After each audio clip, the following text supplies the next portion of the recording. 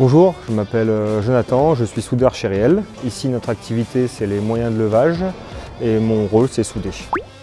J'ai un bac électrotechnique, un BTS technico-commercial. J'ai travaillé après 5 ans dans la fibre optique et j'avais des amis dont le père avait une boîte de chaudronnerie soudure qui m'a proposé de venir travailler là-bas les week-ends pour voir un peu ce que je voulais faire. J'ai adoré souder, donc du coup, je suis parti sur un CQPM soudeur chez eux et 1 an de CDI. Et après, j'ai été embauché chez Riel.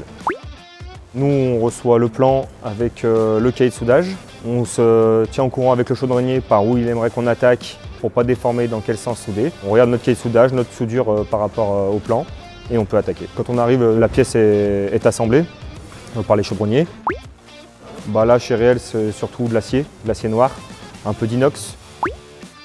Nous, c'est surtout le poste à souder, donc semi-automatique, MIG-MAG, TIG, c'est encore un autre procédé. On a ici le sous-flux, donc là il n'y a pas de gaz de protection, c'est avec du flux, c'est du sable.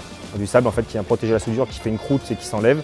Il me semble qu'il y a eu quelques électrodes enrobées qui ont été faites ici. Il y a un robot de soudage, oui, mais alors ça c'est pareil, c'est encore une autre formation, parce que là c'est vraiment une formation opérateur. C'est plus dans l'automatisme, on va dire, paramétrer une console pour que le robot reproduise les paramètres.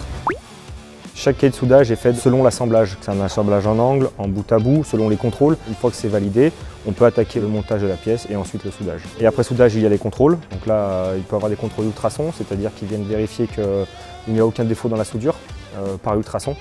Magnéto-ressuage, donc ça c'est pour voir en surface qu'il n'y ait pas de défaut qui ressortent, qu'il n'y ait pas de trous qui ressortent dans la soudure, que ce soit bien étanche. Et puis après, il y a le visuel, c'est-à-dire qu'on a des gabarits pour vérifier que le cordon est bien proportionné.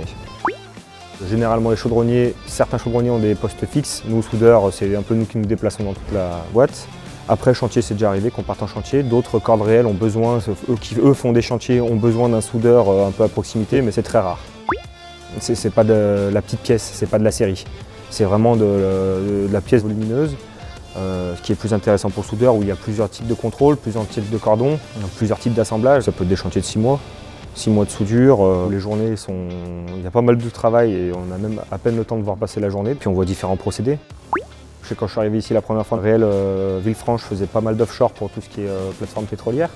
Et là c'est des pièces qu'on ne se rend même pas compte mais qui prenaient la moitié de l'atelier, qui faisaient 40 tonnes. Une fois mise sur chantier, on la voit même plus, elle est minuscule quoi. Des pièces comme ça ou des moyens pour la défense qu'on a travaillé, des pièces qui sont intéressantes niveau soudure, beaucoup de contrôles, des contrôles un peu poussés et ça nous permet ça nous valorise un petit peu lorsque la pièce sort bonne quoi.